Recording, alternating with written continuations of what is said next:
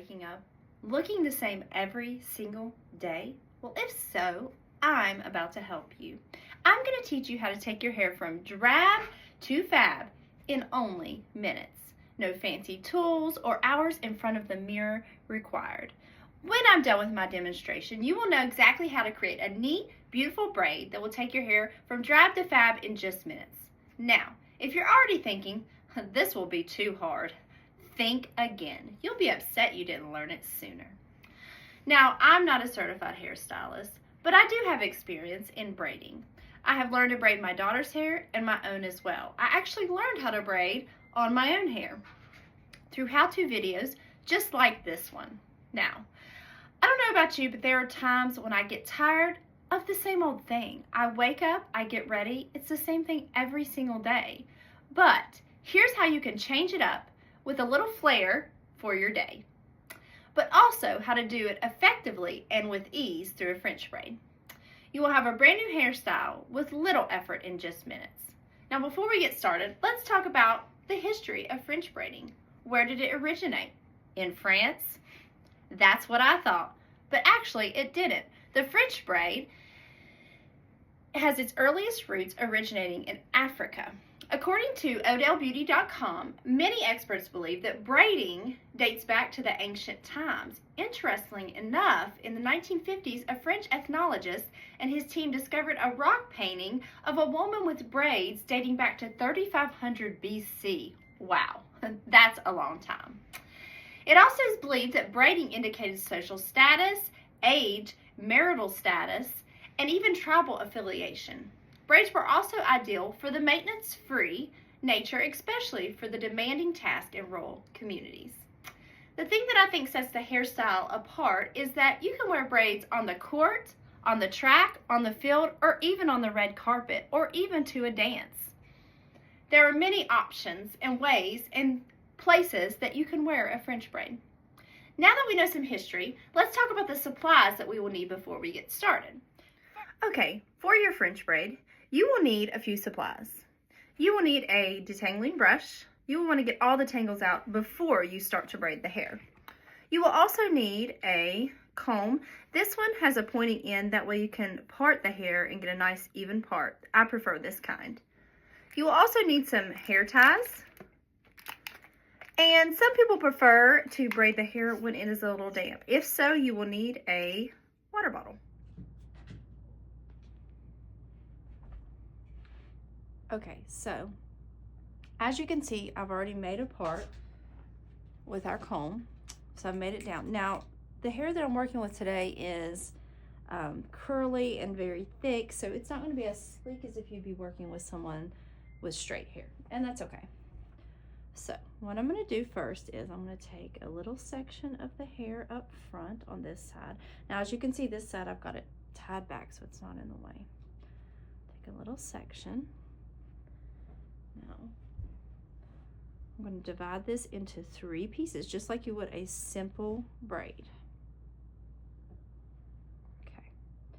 Now, just like with a simple braid, you're going to cross this side over the middle strand and the other side over the middle strand. Now, instead of repeating that process, you're going to have to gather hair from each side as you go along. So I'm going to gather from this side.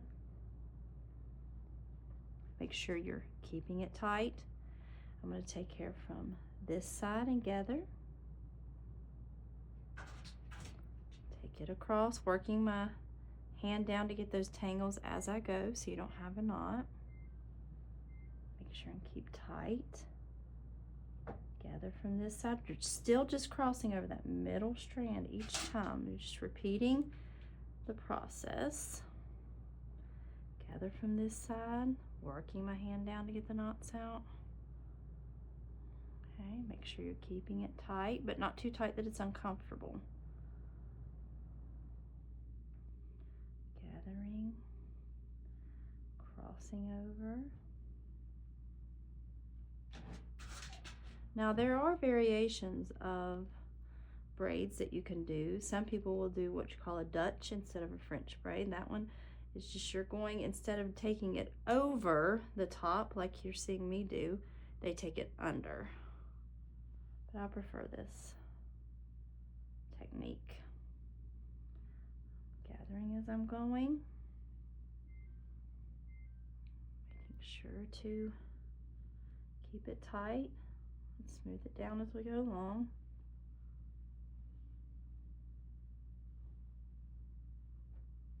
Like I said, if you're working with straight hair, it's a lot easier.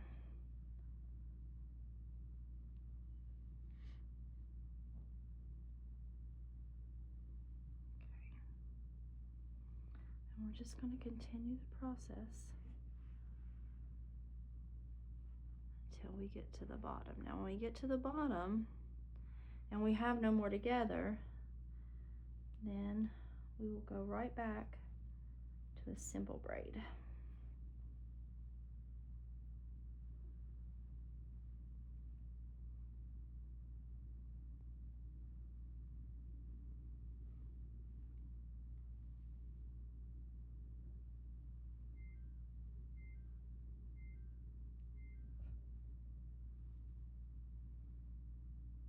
I will say, when you do get down to when you're near the nape of the neck, you want to make sure that you are keeping it tight, because if you don't, you're going to have, it's going to end up looking very loose down here, and you don't want that.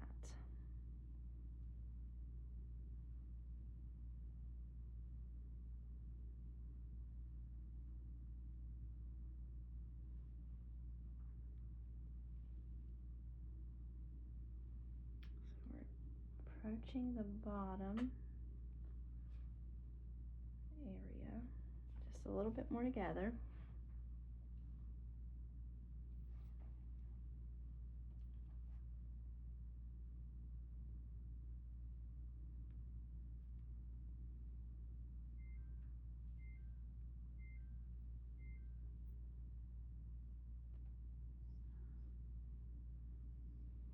Alright, so we've gathered all the hair. Now we're just going to go back to that simple braid. You're just going to be crossing over that middle strand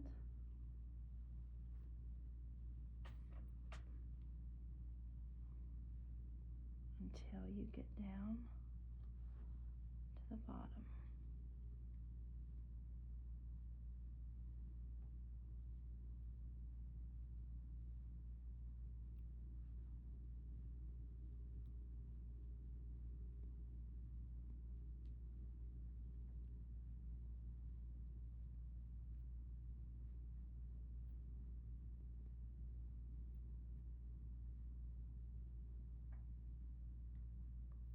Now, you're just going to repeat the same process on the other side, and there you have your French braid.